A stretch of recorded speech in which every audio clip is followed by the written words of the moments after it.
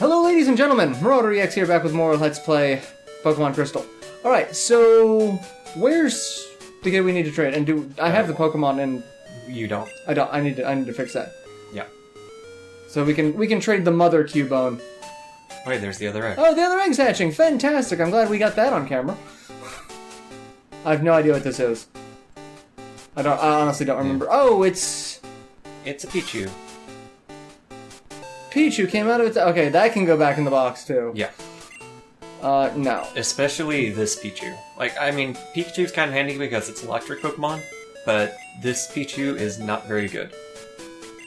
Because the way the odd egg works is the Pokemon that you get out of it will be like one of the baby Pokemon, like a Pichu or a Magby or Elekid or whatever. And it will either be shiny or it will have the lowest possible stats that it could. And you can see which one we got because it's not shiny. Yeah. Which Abra did we want to trade? We want to trade the female one. Alright. We'll withdraw that one. And who did we want to use in the meantime? Or does it matter? Really don't think it mattered, because... Yeah. I mean, we're getting ready... We're also going to try to go after, another event Pokemon. Alright, where's the kid? In the mart. Floor 5? I think. It's... Floor 5. We're going to go trade this kid an Abra and get a legendary Firebird. Not quite a Phoenix. This one? Maybe? No. No. Do not care. There you go. I collect Pokemon. Do you have Abra? Want to trade it for my own? Yes! You dumb little child. Yes. Get rid of connecting link cable and... No. But of course, since we're giving a level 5 Abra... That was the male, wasn't it? That said the male. Well, whatever. It's not too important. We're trading a level 5 Abra, so we're going to get a level 5 Moltres. I kind of want to check that, because that kind of... I know I picked the female to get rid of, but yeah, either way we get a Firebird. You know, a bird literally made out of fire. Moltres. Like, the Emu edition doesn't really change all that much. Like, it doesn't have huge balance changes or anything. It just adds in, like, all of the legendaries from the first gen as trades. And there's places you can catch all the starters. And all of the Pokemon that were only in Gold and Silver, but not in Crystal. So it really just sounds like the best ROM hack to not get shafted. Yeah. Like, unless you want to play a radically different game. Yeah. I'm gonna double check, because pretty sure I picked the other one, but I probably picked the wrong one. No. We got the mail. Yeah. Okay. Alright, anyway, so, actually I'll go ahead and... Just deposit, Moltres. Yeah, because we don't need Moltres. I mean, we've already got a fiery god of death. It's got an item. You take the item. I don't know what it is. It might just be a berry, because that's what Machop had. I think.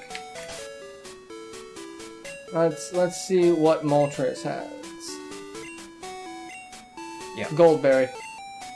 Alright. So, take that off, we'll put Moltres back in. And turn a Pokemon into a Digimon. And I'll go ahead and take out the other Abra. The Abra. That way I can make sure we can cheat them back up at the same time. Yeah. And, alright, so where to now? There is a house on the northeast side of town. Across the train track. On the wrong side of the track. I think it's on the other side of the jump. Yeah, right there. This one? Mm-hmm. Have you seen the wiggly tree that's growing on... No, I haven't. We have. We have? Yeah. I'm pretty sure we went and looked at it. I don't remember. I'm worried. Isn't it dangerous? Maybe? Well, we better go and make sure her little sister's not dead. Alright, so leave through the southern end the fastest? The north. North. I don't remember where we came from and where we're going in this town.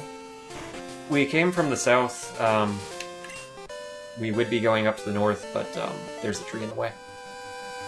I'm gonna deal with these guys, aren't I? Yeah. I mean, you could go around at least some of them. I'm gonna go around a couple of them. I don't care about any of you. Camper Elliot and your sand shrew.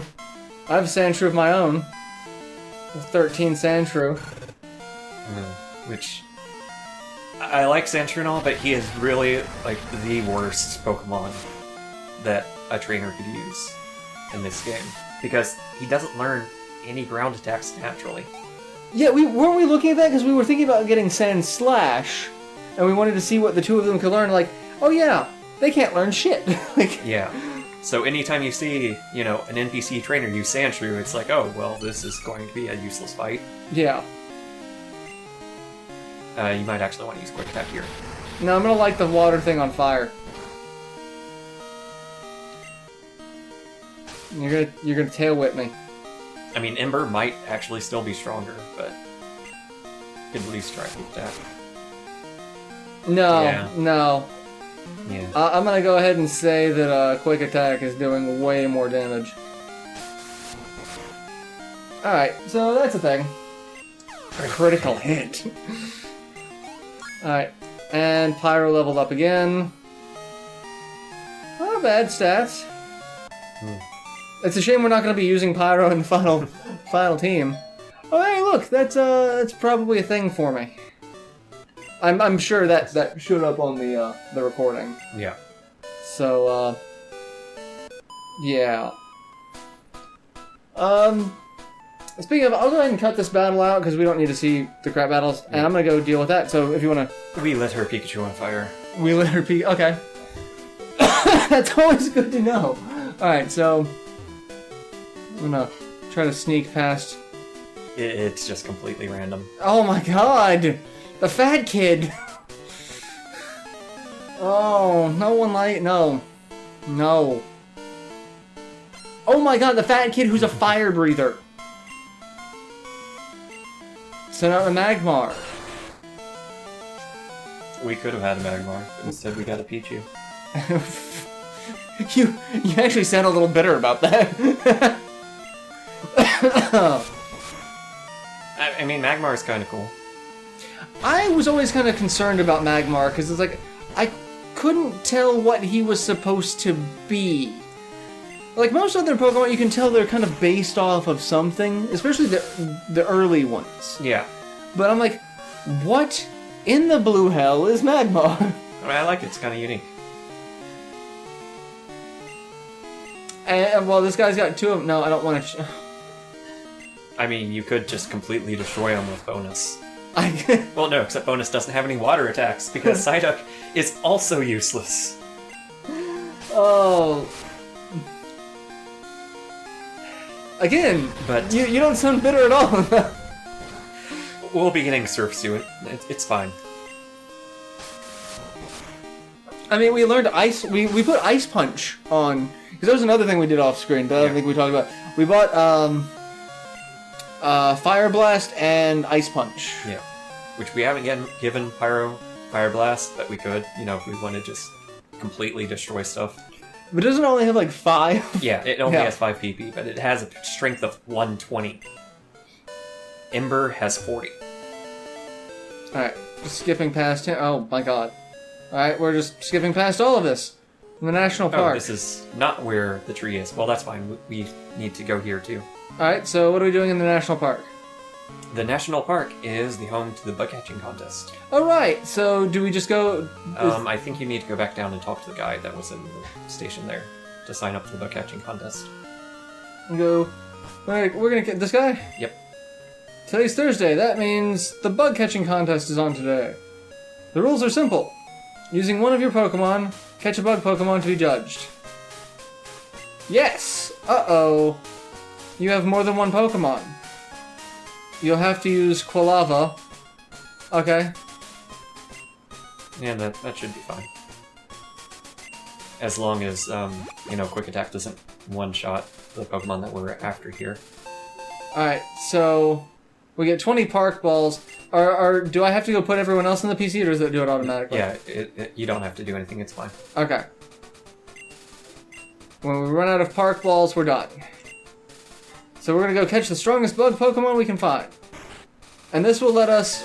This is supposed to get us one that we're aiming to keep Scyther, correct? Yeah. Alright, so... We're just gonna wander around. Scyther's kind of rare, so hopefully this won't take too long. Yeah. Should I just kill the things that aren't Scyther? You may as well. I mean, was about to say you can't, but that's the Safari Zone from the first game that you can't do that. Which actually, that's another thing that this ROM hack does. Originally, this game did not have a Safari Zone because it was removed at the last minute, but most of the code was still there, so it just kind of fixed the code so that you can go to the Safari Zone. I love that about ROM hacks, because a lot of my subscribers, like Gooder7 and whatnot, they throw ROM hacks my way because they know it's a really interesting thing, because so much parts of games are just left in the game, and so a lot of the ROM hackers are like, no, I'm just gonna fix this. Like when we were playing Seiken Densetsu 3, looking at all the ROM hacks of that, we fixed this completely broken... Yeah, critical hits are completely broken. We fixed that and also made enemies 10 times harder because ROM hacks. Yeah. So... There's a reason we didn't use that ROM hack. Yeah. We talked about it. We thought that it could be fun, but I don't... I was looking for one that would have just fixed the broken code issues and not made enemies 10... Because, the critical hits does not offset the 10-time difficult enemy. Yeah, which is a shame, too, because it had a bunch of other, interesting balance stuff with it. It completely changed all the skills that the classes learned. Because, when we got to the end, I was talking about Durin, and, what class did I want to be? It's what would be more useful? It's this one's more damaging, this one's got extra saber skills, and, that was it. It's those were your two options for that path. Yeah. And, the ROM hack's yeah, no, we're gonna actually make things a little more balanced and actually give, the difference between the dark light and dark and, the opposites for that, a little more variety so that you don't have... Because, especially Durin was one of those, it's you go complete dark for offense, complete light for defense, and then everything in between is just kind of eh. Which is funny because I actually picked Swordsman. But, all of the other characters had some really interesting balance tweaks to them. They got, Hawk got some really neat balance changes for his ninjutsus.